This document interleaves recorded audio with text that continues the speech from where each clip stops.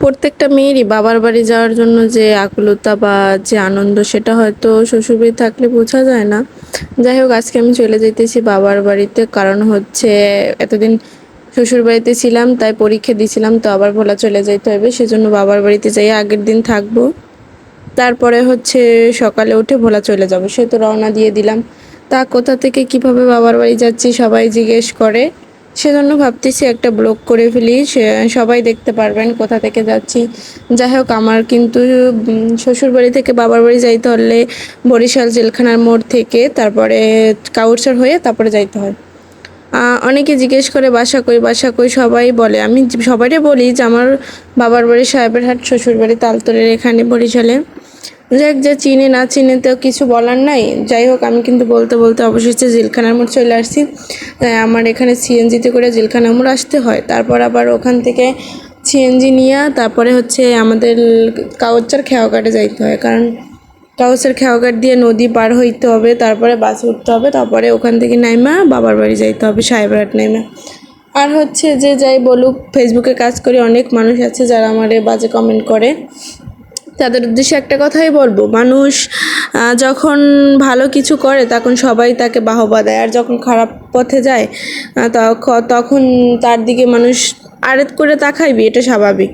কারণ হচ্ছে এই সমাজের মানুষ কেউ কারো ভালো দেখতে পারে না, সেজন্য ওগুলো আমি কিছুই মেটার করি না। কারণ যদি তুমি সফল হইতে পারো তাহলে কথাই আছে, তোমার সেরা জামাটাও ইতিহাস, আর যদি তুমি ব্যর্থ হও তাহলে তোমার স্যুট পরাটাও উপহাস। যাই হোক, ওটা ভেবে কিছু না। যাই হোক, আমি কিন্তু কাউচার খেয়াঘাট চলে আসছি। এই খেয়াঘাটটা কে কে চেনে, যারা আমাদের বরিশালের এখান থেকে যাতায়াত করে তারা কিন্তু সবাই এই খেয়াঘাটটা চিনবে। আর আমার বাবার বাড়ি যাইতে হলে আমার এই কাউচারের খেয়া পার হয়ে তারপরে যাইতে হয়, কেননা হচ্ছে আমার বাবার বাড়িতে নদীর ওপারে, সেহেতু এখান থেকে যাইতে হয়। আর আমাদের খেয়া ভাড়া কিন্তু 5 টাকা করে। এখানে কিন্তু অনেকগুলো ট্রলার থাকে যেগুলো পার হইতে হয় সবার, আর প্রচুর ভিড় থাকে, ঠেলাঠেলি করে যে আগে উঠতে পারে সে তো আগের ট্রলারে যাইতে পারে, বা যে পরে ওঠে সে পরেরটার। আর তার পাশাপাশি হচ্ছে কিন্তু আমাদের ঢাকায় লঞ্চগুলোও থাকে। যাই হোক, আমার এখন পর্যন্ত ওরকম ঢাকা যাওয়া হয় নাই, সেজন্য ওরকম ভিডিও ব্লগ করা হয় নাই, যদিও দিব। এই যে লঞ্চটা দেখতে পারতেছেন, এটা কিন্তু ঢাকাই লঞ্চ। আমি ট্রলারে বসে ভিডিও করতেছিলাম আর আপনাদের দেখানোর জন্য লঞ্চটা। আর যারা আমাদের বরিশালের তাদের আর দেখাবে কি, তারা তো আমার থেকেও বেশি চেনে। একটা মেয়ে যা না চিনে তার থেকে একটা ছেলেরা বেশি চিনে। তো যাই হোক, কে কি করতেছেন, কে কোথা থেকে ভিডিও দেখতেছেন অবশ্যই কমেন্ট করবেন।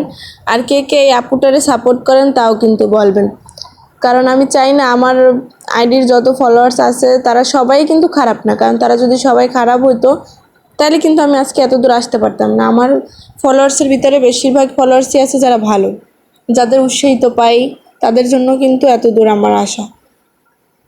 সেহেতু কে কি বলো না বলো একটু ভেবে চিন্তে বলবা, কারণ কাউরে খারাপ বলার আগে তুমি চিন্তা করবা। এই সমাজটাই এরকম, সেখানে কাউরে খারাপ বলাটা মনে হয় না, নিজে আগে ভালো হও তারপর আরেকজনের খারাপ বলো।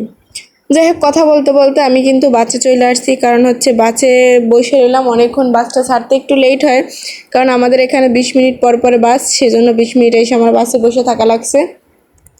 আমি এসেই দেখছি কেবল বাসটা রাখছে। যাই হোক, বলতে বলতে বাসটা ছেড়ে দিল, আমি চলে আসছি। ভালো থাকবেন, আল্লাহ হাফেজ।